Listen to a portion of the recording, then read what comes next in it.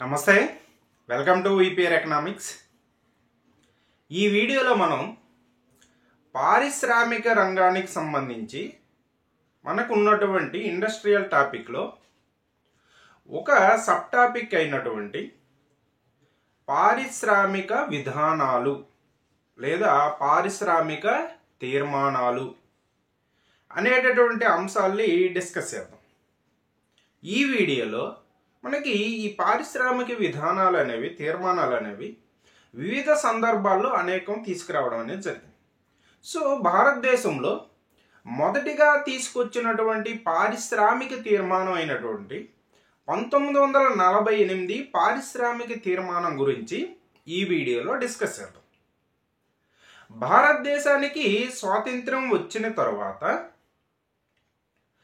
దేశం అనేది ఆర్థిక అభివృద్ధి సాధించడానికి, ఎక్కువ మందికి ఉపాధి కల్పించడానికి, ఉత్పత్తిని పెంచడానికి పారిశ్రామిక రంగం యొక్క ప్రాధాన్యతను గుర్తించి దానిని అభివృద్ధి చేయడం కోసం ఈ పారిశ్రామిక విధాన తీర్మానాలు తీసుకొచ్చారు. అలా తీసుకొచ్చినటువంటి ఈ పారిశ్రామిక విధానాలు అనేవి మనకి 1929-30 ఆ మధ్యకాలంలో ఆర్థిక మాన్యం అనేది వచ్చింది. ఈ ఆర్థిక మాన్యం అనేది పెట్టుబడిదారీ ఆర్థిక వ్యవస్థలన్నిటిపైన కూడా ప్రభావం అనేది చూపించింది. అప్పటి వరకు ప్రపంచ దేశాల్లో ఎక్కువ దేశాలు అనేవి పెట్టుబడిదారీ విధానాన్ని అనుసరించింది. ఈ ఆర్థిక మాన్యం వచ్చిన తర్వాత ఈ పెట్టుబడిదారీ విధానం నుంచి మరికొన్ని విధానాలకు మారాయి. సామ్యవాదం అని, అదేవిధంగా మిశ్రమ ఆర్థిక వ్యవస్థ అని, పెట్టుబడి ఆర్థిక వ్యవస్థ, ఇలా ఈ దేశాలు అనేవి వాటికి అనుకూలమైనటువంటి పద్ధతుల్లో ఈ ఆర్థిక కార్యకలాపాలు సాగించడం అనేది జరిగింది. ఈ ఆర్థిక మాన్య ప్రభావాన్ని దృష్టిలో పెట్టుకొని భారతదేశం అనేది అప్పుడే స్వాతంత్రం సాధించింది కాబట్టి భారతదేశం మొదటి పారిశ్రామిక విధాన తీర్మానాన్ని మిశ్రమ ఆర్థిక వ్యవస్థకి ప్రాధాన్యతనిస్తూ రూపొందించడం అనేది జరిగింది. మొదటి పారిశ్రామిక విధాన తీర్మానం అనేది మిశ్రమ ఆర్థిక వ్యవస్థకు ప్రాధాన్యతనిస్తూ భారతదేశం అనేది రూపొందించుకుంది. ఈ మొదటి పారిశ్రామిక విధాన తీర్మానంలో పరిశ్రమల్ని 4 వర్గాలుగా విభజించుకున్నారు. పరిశ్రమల్ని 4 వర్గాలుగా విభజించారు. అలా 4 వర్గాలుగా విభజించుకుంటూ ఏ పరిశ్రమలు అనేది ఎవరెవరి అధీనంలో ఉండాలి అనేటటువంటి అంశాలని ప్రాతిపదికగా తీసుకొని ఈ పారిశ్రామిక విధాన తీర్మానాన్ని తీసుకొచ్చారు. అలా భారతదేశంలో 1948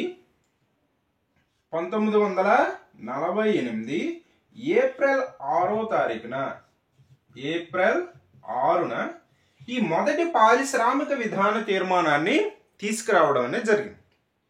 ఈ మొదటి పారిశ్రామిక విధాన తీర్మానాన్ని ప్రవేశపెట్టినటువంటి వ్యక్తి ఎవరంటే అప్పటి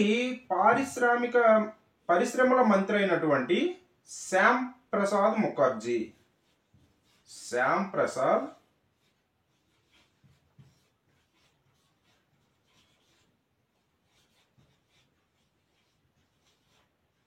ప్రసాద్ ముఖర్జీ 1948 ఏప్రిల్ 6వ తారీఖున శ్యామ్ ప్రసాద్ ముఖర్జీ గారు, ఈయన అప్పటి పరిశ్రమల శాఖ మంత్రిగా పనిచేస్తూ ఉన్నారు. ఈ శ్యామ్ ప్రసాద్ ముఖర్జీ గారు తీసుకొచ్చినటువంటి ఈ పారిశ్రామిక విధాన తీర్మానంలో పరిశ్రమలని 4 వర్గాలుగా విభజించారు. 4 రకాలుగా విభజించడం అనేది జరిగింది. 4 రకాలుగా విభజిస్తూ పారిశ్రామిక రంగ అభివృద్ధికి దోహదపడాలని మిశ్రమ ఆర్థిక వ్యవస్థని ఏర్పాటు చేసుకుంటూ ప్రైవేటు రంగాన్ని కూడా ప్రోత్సహిస్తూ, ప్రైవేటు పెట్టుబడులు కూడా ప్రోత్సహిస్తూ మిశ్రమ ఆర్థిక వ్యవస్థ దిశగా భారతదేశం ఏర్పడాలని ఆకాంక్షించడం అనేది జరిగింది. ఇలా మొదటి పారిశ్రామిక విధాన తీర్మానంలో పరిశ్రమలని 4 రకాలుగా విభజించారని చెప్పుకున్నాం. అందులో ఒకటి ప్రభుత్వ ఏకస్వామ్యాలు.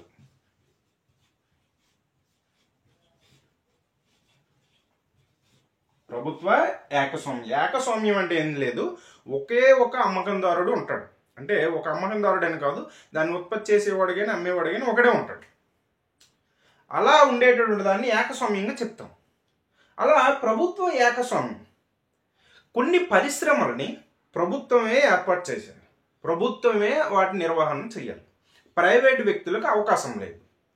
అలా ఏర్పాటు చేసుకున్నటువంటి అప్పటికే ఉన్నటువంటి పరిశ్రమలని వివిధ రంగాలుగా విభజించుకుంటూ ఈ ప్రభుత్వ ఏకస్వామ్యాలని 3 రంగాలుగా విభజించారు. 3 రంగాలుగా విభజించి ఈ 3 రంగాలలో ఉన్నటువంటి పరిశ్రమలని ప్రభుత్వమే ఏర్పాటు చేయాలి, వాటి నిర్వహణ బాధ్యతలన్నీ కూడా ప్రభుత్వమే చూడాలి, ప్రైవేటు వ్యక్తులకి ఇందులో పరిశ్రమలు స్థాపించడానికి కానీ నిర్వహణకు కానీ ఎటువంటి అనుమతి లేదు. అలా ఈ పరిశ్రమలని 3 రకాలుగా విభజించారు. అవి ఏంటంటే, ఒకటి రైల్వే, అదేవిధంగా అణు విద్యుత్,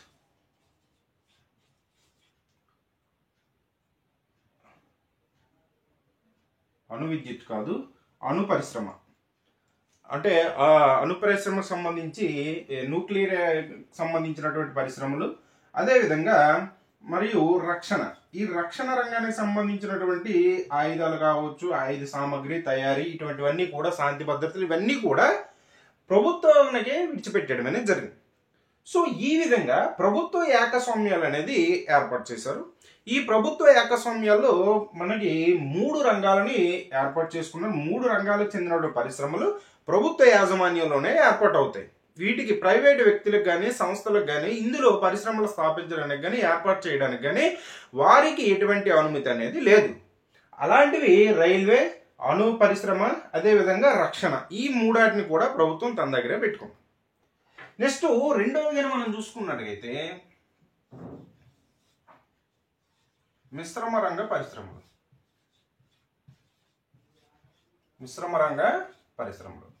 పేరులోనే ఉంది. మిశ్రమ రంగ పరిశ్రమలు అంటే ప్రభుత్వము ప్రైవేటు రంగము రెండాటిలో కూడా ఈ పరిశ్రమలను ఏర్పాటు చేసుకోవచ్చు. ప్రభుత్వం ఏర్పాటు చేయొచ్చు, ప్రైవేట్ రంగం కూడా, ప్రైవేట్ వ్యక్తులు కూడా ఈ పరిశ్రమలను ఏర్పాటు చేయొచ్చు. ఇలా ఈ పరిశ్రమల్ని, ఈ మిశ్రమ రంగ పరిశ్రమల్ని ప్రభుత్వం ఏర్పాటు చేసుకోవచ్చు, ప్రైవేట్ రంగం కూడా ఏర్పాటు చేసుకోవచ్చు. ఇటువంటి పరిశ్రమల్ని 6 రకాలుగా వర్గీకరించారు. 6 రకాలుగా ఈ పరిశ్రమల్ని వర్గీకరించడం అనేది జరిగింది. అలా ఈ పరిశ్రమలు వర్గీకరించినప్పుడు ఏం చేశారంటే, ఇందులో ఆల్రెడీ కొన్ని వర్గాలు 6 రకాలుగా వర్గీకరించారని చెప్పాం కదా. సో ఈ 6 రకాల్లో ఉన్నటువంటి పరిశ్రమల్లో ఆల్రెడీ ప్రైవేటు వ్యక్తుల చేత స్థాపించబడేటటువంటి పరిశ్రమలకి 10 సంవత్సరాల వరకు ప్రైవేటు వ్యక్తుల చేతుల్లోనే అవి రన్ అవుతాయి. 10 సంవత్సరాల వరకు కూడా ప్రైవేటు వ్యక్తుల చేతుల్లోనే ఆ పరిశ్రమలు అనేవి రన్ అవుతాయి. అయితే ఈ పారిశ్రామిక విధాన తీర్మానాలు అనేవి ప్రతి 10 సంవత్సరాలకు ఒకసారి కొత్త తీర్మానం ఇవి రివ్యూ చేస్తూ కొత్త తీర్మానం తీసుకురావాలని భావించారు. అలా ఈ మొదటి పారిశ్రామిక విధాన తీర్మానంలో మిశ్రమ రంగ పరిశ్రమల్లో ఆల్రెడీ ప్రైవేటు వ్యక్తుల్లో స్థాపించబడి ఉన్నటువంటి పరిశ్రమలు 10 సంవత్సరాల వరకు వారి ఆధీనంలోనే రన్ అవుతాయి. 10 సంవత్సరాల తర్వాత ప్రభుత్వం అనేది వాటిని జాతీయం చేసేటటువంటి అంశాన్ని పరిశీలిస్తుందని పేర్కొన్నారు. వాటిని జాతీయం చేస్తుంది అనేటువంటి అంశాన్ని పరిశీలిస్తుందని పేర్కొనడం అనేది జరిగింది. సో అలా ఈ 10 సంవత్సరాల తర్వాత ప్రభుత్వం అనేది జాతీయం చేయొచ్చు అని పేర్కొనడం అనేది జరిగింది. సో అలా ఈ 6 రకాలైన పరిశ్రమలు ఏందనేది కానీ మనం చూసుకున్నట్టుగైతే టెలిఫోన్,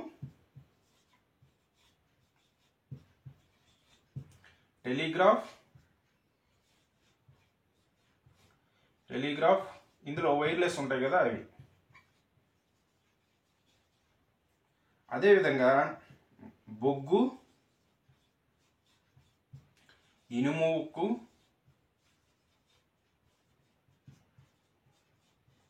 అదేవిధంగా విమానాల తయారీ,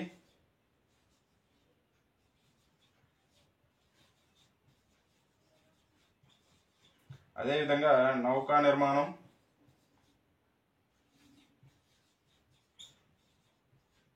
అదేవిధంగా ఆయిల్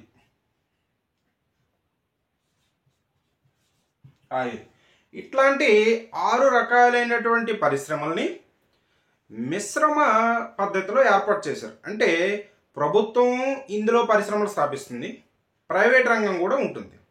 అయితే ఇక్కడ చెప్పారు కదా, ఆల్రెడీ 10 years ఆల్రెడీ స్థాపించున్నటువంటి పరిశ్రమల్ని, ప్రైవేట్ వ్యక్తులు స్థాపించున్న పరిశ్రమలు అనేవి 10 సంవత్సరాల వరకు వారి అధీనంలోనే కొనసాగుతాయి.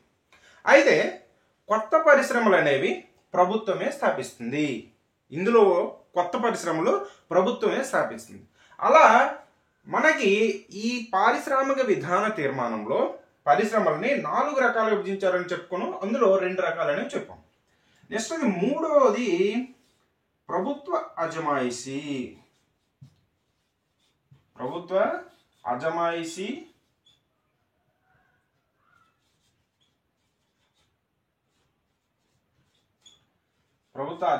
పరిశ్రమ. ఈ ప్రభుత్వ అజమాయిషీ పరిశ్రమలు అంటే ఏంటంటే, ఈ వర్గంలో పరిశ్రమలు అనేవి ప్రైవేటు వ్యక్తుల చేతుల్లోనే ఉంటాయి. కాకపోతే వాటిపైన ప్రభుత్వ నియంత్రణ అనేది ఉంటుంది, ప్రభుత్వ అజమాయిషీ అనేది ఉంటుంది. ఏ విషయంలో అయినా సరే ప్రభుత్వం అనేది జోక్యం చేసుకోవచ్చు.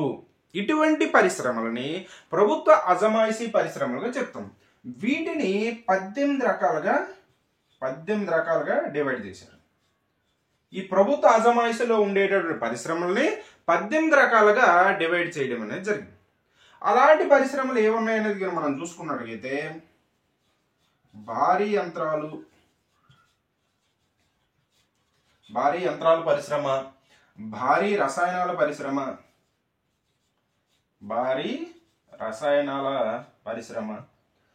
అదేవిధంగా సిమెంటు, పంచదార,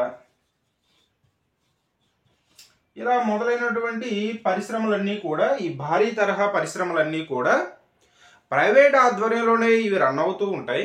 ప్రైవేట్ ఆధ్వర్యంలోనే ఏర్పాటు చేయడం జరుగుతుంది. కానీ ప్రభుత్వం యొక్క అజమాయిషీ ఉంటుంది. అంటే వాటికి సంబంధించిన లైసెన్సులు ఇవ్వడమైనా కావచ్చు, వాటిని ఏర్పాటు చేసేటటువంటి అంశంలోనే కావచ్చు, ఉత్పత్తిని ప్రారంభించే అంశంలో కావచ్చు, ఇటువంటి అన్ని అంశాలపైన కూడా ప్రభుత్వ అజమాయిషీ అనేది ఉంటుంది. అంటే ప్రభుత్వ అనుమతి అనేది ఖచ్చితంగా అన్ని విషయాల్లో కూడా నువ్వు తీసుకొని వాటిని రన్ చేసుకోవాలి. ఇలాంటి పరిశ్రమల్ని 18 రకాలుగా విభజించారు. అది ప్రభుత్వ అజమాయిషీ పరిశ్రమలు. 4వది ఇతర పరిశ్రమలు. 4వ అంశం ఇతర పరిశ్రమలు. ఈ ఇతర పరిశ్రమల్లో ఏముంటాయంటే, పై 3 అంశాలలో లేనటువంటి పరిశ్రమలన్నీ కూడా ఈ ఇతర పరిశ్రమలు వస్తాయి. ఇవి ప్రైవేటు వ్యక్తుల ఆధ్వర్యంలోనే ఉంటాయి. ఈ ఇతర పరిశ్రమలు, ఈ 3 అంశాల్లో రానటువంటి పరిశ్రమలన్నీ కూడా ప్రైవేటు వ్యక్తులు ఏర్పాటు చేసుకుంటారు. అవసరమైనప్పుడు ప్రభుత్వం అనేది జోక్యం చేసుకుంటుంది. వాటి విషయంలో అవసరం అనుకుంటే ప్రభుత్వం అనేది జోక్యం చేస్తుంది, లేదనుకుంటే ప్రైవేటు వ్యక్తుల ఆధ్వర్యంలో. అంటే ఇవన్నీ కూడా చిన్న తరహా పరిశ్రమలు. సో ఈ విధంగా మనకి మొదటి పారిశ్రామిక విధాన తీర్మానం అనేది 1948 ఏప్రిల్ 6వ తారీఖున శ్యామ్ ప్రసాద్ ముఖర్జీ గారు ఈ తీర్మానాన్ని ప్రవేశపెట్టారు. ఈ తీర్మానంలో 4 పరిశ్రమల్ని 4 రంగాలుగా విభజించుకున్నారు. అది ఒకటి ప్రభుత్వ అజమాయిషీలో, ప్రభుత్వ మోనోపోలీలో, ప్రభుత్వ ఏకస్వామ్యంలో ఉండేటటువంటి పరిశ్రమలు. ఇందులో ప్రభుత్వమే పరిశ్రమలు ఏర్పాటు చేయాలి, ఆ పరిశ్రమలు రన్ చేయాలి. అవి రైల్వేలు, అణు విద్యుత్కు సంబంధించినటువంటి అంశాలు, అదేవిధంగా మనకి రక్షణ. ఈ 3 అంశాలు కూడా ప్రభుత్వ అధీనంలో ఉంటాయి. రెండోది మిశ్రమ అజమాయిషీ, మిశ్రమ రంగ పరిశ్రమలు. అంటే ప్రభుత్వం, ప్రైవేట్ రంగాలు 2 కూడా ఏర్పాటు చేసుకుంటే వీటిని 6 రకాలుగా విభజించారు. సో ఈ 6 రకాలైన పరిశ్రమల్లో ప్రభుత్వం అనేది కొత్త పరిశ్రమలు ప్రభుత్వం ఏర్పాటు చేస్తుంది. ఆల్రెడీ ఉన్నటువంటి ప్రైవేటు వ్యక్తుల చేతిలో ఉన్నటువంటి పరిశ్రమలు అనేవి 10 సంవత్సరాల వరకు వారి ఆధ్వర్యంలోనే అవి రన్ అవుతూ ఉంటాయి. ఆ 10 సంవత్సరాల తర్వాత వాటిని జాతీయం చేసేటటువంటి అంశాన్ని ప్రభుత్వం అనేది పరిశీలిస్తుంది. వాటికి టెలిఫోను, టెలిగ్రాఫ్, వైర్లెస్ టెలిగ్రాఫ్లు, అదేవిధంగా బొగ్గు, ఇనుము, ఉక్కు, విమానాల తయారీ, అదేవిధంగా నౌకా నిర్మాణం, ఆయిల్స్ మొదలగు ఈ అంశాలన్నీ కూడా మిశ్రమ రంగంలో వీటిని ఏర్పాటు చేశారు. నెక్స్ట్ ప్రభుత్వ అజమాయిషీ పరిశ్రమలు. అంటే ఈ పరిశ్రమలు అనేవి ప్రైవేటు వ్యక్తులే ఏర్పాటు చేస్తారు. ప్రైవేటు వ్యక్తులు ఆధ్వర్యంలోనే ఇవి రన్ అవుతూ ఉంటాయి. కానీ ప్రభుత్వం అనేది వాటిపైన అజమాయిషీ చలాయిస్తుంది.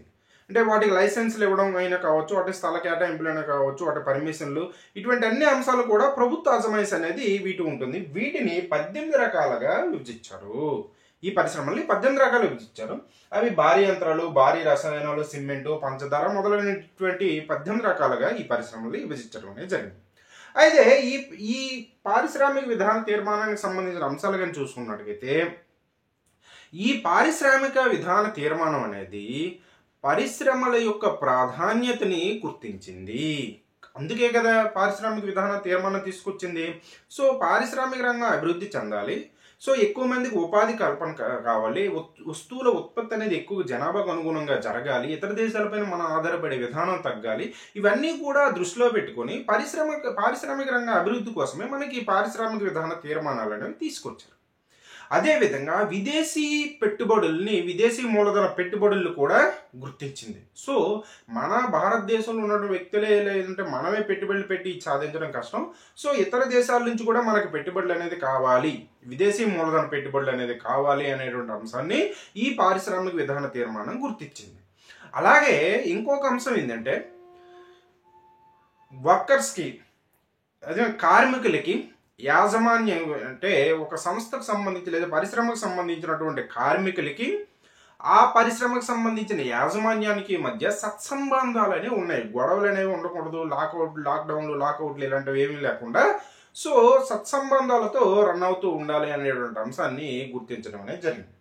అయితే ఈ పారిశ్రామిక విధాన తీర్మానానికి సంబంధించి సమీక్ష కానీ చూసుకున్నట్టయితే, సమీక్ష అనేటువంటి అంశాన్ని కానీ మనం చూసుకున్నట్టయితే, ప్రధానంగా ఈ పారిశ్రామిక విధాన తీర్మానం అనేది మిశ్రమ ఆర్థిక వ్యవస్థకి ప్రాధాన్యత ఇచ్చింది. మిశ్రమ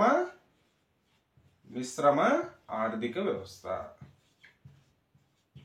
మిశ్రమ ఆర్థిక వ్యవస్థకి ఈ పారిశ్రామిక విధాన తీర్మానం అనేది ప్రాధాన్యత ఇచ్చింది. అంటే అటు ప్రభుత్వం ఇటు ప్రైవేట్ రంగం రెండూ కూడా కలిసి పనిచేసేటటువంటి వ్యవస్థని మనం మిశ్రమ ఆర్థిక వ్యవస్థగా చెప్తాం. అలా ఈ మొదటి పారిశ్రామిక విధాన తీర్మానం అనేది మిశ్రమ ఆర్థిక వ్యవస్థకి ప్రాధాన్యత అనేది ఇచ్చింది. అలాగే మనకి ఈ మిశ్రమ రంగంలో ఏర్పాటు చేసినటువంటి పరిశ్రమల్లో ఆల్రెడీ ప్రైవేట్ వ్యక్తుల స్థానంలో ఏర్పాటు చేసినటువంటి పరిశ్రమలకి 10 సంవత్సరాల వరకు వారి ఆధ్వర్యంలోనే రన్ అవుతాయి, తరువాత జాతీయం చేసే అంశాన్ని పరిశీలిస్తామని ప్రకటించింది. సో దాని వలన అందులో కొత్తగా పరిశ్రమల స్థాపన కానీ వాటి అభివృద్ధి కానీ అంతగా జరగలేదు. ఎందుకు? జాతీయం చేస్తుందంటే ఎవడ పెట్టుబడులు పెట్టడానికి వస్తాడు, అలాగని ప్రభుత్వం పెట్టుబడి పెట్టడానికి ప్రభుత్వం దగ్గర కూడా డబ్బులు లేవు. సో ఆ విధంగా ఈ మిశ్రమ రంగ పరిశ్రమలు అనేది కొంత అభివృద్ధి అనేది జరగలేదు. సో అలాగే ఈ పారిశ్రామిక విధాన తీర్మానంలో ప్రభుత్వం అనేది తన యొక్క విధాన నిర్ణయాన్ని ప్రకటించింది, కానీ పరిశ్రమల్ని ఒక సక్రమైన పద్ధతుల్లో వాటిని వర్గీకరణ చేయలేదు, విభజించలేదు అనేటువంటి విమర్శ కూడా ఉన్నది. ఇది మొదటి పారిశ్రామిక విధాన తీర్మానం 1948లో తీసుకొచ్చినటువంటి మొదటి పారిశ్రామిక విధాన తీర్మానం అనేది ఈ వీడియోలో మనం తెలుసుకోవడం అనేది జరిగింది. సో వీటికి సంబంధించినటువంటి మల్టిపుల్ చాయిస్ క్వశ్చన్స్ కూడా మనం చేసుకుంటాం. సో ఇది మనం ఈ వీడియోలో చెప్పుకున్నటువంటి అంశం. ఈ వీడియో కానీ మీకు నచ్చినట్టయితే లైక్ చేయండి, షేర్ చేయండి, సబ్స్క్రైబ్ చేయండి. Thank you.